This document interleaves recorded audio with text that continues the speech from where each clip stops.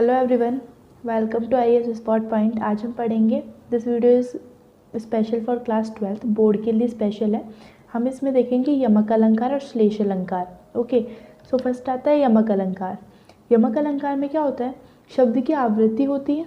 Okay, अर्थात बार बार शब्द आता है, कई बार शब्द आता है। ओके, कि शब्द की आवृत्ति होती है, बार बार शब्द आता है। अर्थ समान भी होते हैं, कई बार अर्थ अलग अलग भी होते हैं। ओके, जैसे मैं अभी आपको एग्जांपल से और अच्छे से समझ में आ जाएगा कि इसका एग्जांपल है, कनक कनकते सौगुनी मादकता अधिकाय, या खाए बोराए जग या पाए बोराए।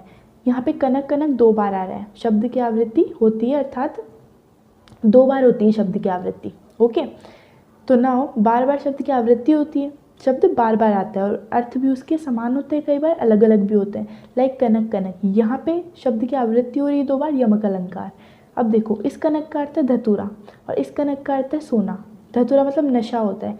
तो कनक कनकते सौगुनी मादकता अधिकाय, जो खाए बोराए जग ना पाए बोराए। मतलब जिसको कनक धतूरा से ले सकते हो आप, वो मिल जाता है, वो भी पागल हो जाता है, एक तरह से नशा होता है ये। और जिसको नहीं मिलता है वो भी इसके लिए पागल रहता है। और कनक मतलब सोना, ये भी जिसको मिल जाता है वो घमंडी हो जाता है, और जिसको ये नहीं मिलता वो भी एक तरह से पागल हो जाता है। तो इन दोनों शब्द की आवृत्ति हो रही है, तो यमक अलंकार है। यहाँ पे शब्द के जो अर्थ हैं वो अलग अलग हैं। तो शब्द के अर्थ समान भी हो सकते हैं, अलग अलग भी हो सकते हैं। समान वाला एग्जाम्पल था। अब शब्द के अर्थ अलग अलग हो, जैसे गुनी गुनी सब कहे, मतलब गुणी व्यक्ति। इन दोनों ही गुणी का मतलब है गुणी व्यक्ति। तो यहाँ पे शब्द की आवृत्ति दोनों में हो रही है, तो ये यमक अलंकार है।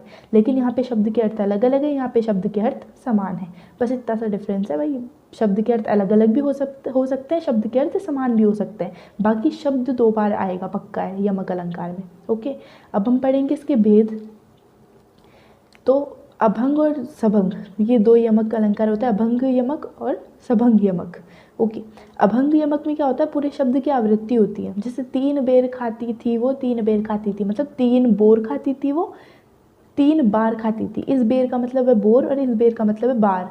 3 बेर खाती थी वो और 3 बार खाती थी वो बेर, मतलब शब्द की आवृत्ति हो रही है, पूरे शब्दों की आवृत्ति हो रही है। तो अभंग यमक है ये, पूरे शब्दों की आवृत्ति हो रही है, अर्थ अलग है।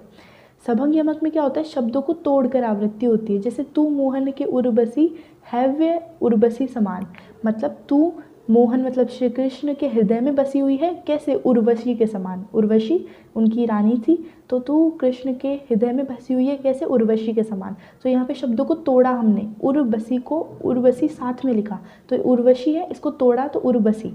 तो शब्दों को तोड़ा तब अर्थ मिला हमें, तो सभंग यमक होता है। ओके, अब बात आती है श्लेष अलंकार की। श्लेष अलंकार का मतलब होता है चिपका हुआ होना। श्लेष का मतलब भी होता है चिपका हुआ होना। शब्द एक बार आता है लेकिन उसके अनेक अर्थ उसके साथ चिपके हुए होते हैं, है ना। अनेक अर्थ होते हैं, या दो या दो से अधिक अर्थ होते हैं, वो श्लेष अलंकार होता है। जैसे रही मन पानी राखिए बिन पानी सब सून, पानी गए न उबरे मोती पानुष चून। इसका मतलब है कि रही मन पानी राखिए बिन पानी, पानी के बिना सब सूना है। ओके, इसका मतलब ये है, पानी के बिना सब सूना है, चाहे मोती हो, मानुष हो, चून हो। अब यहाँ पे देखो, पानी, पानी का जो अर्थ है वो पानी एक ही बार यूज़ हुआ है, लेकिन वो तीन चीज़ों के लिए यूज़ हुआ है। मतलब शब्द एक बार आता है लेकिन उसके अर्थ अलग अलग होते हैं। अब यहाँ पे देखो, पानी शब्द एक बार आया लेकिन इसके अर्थ 3 निकले हैं। जैसे मोती मानुष चून, यहाँ पे पानी, मोती का पानी कहा गया है मोती की चमक को।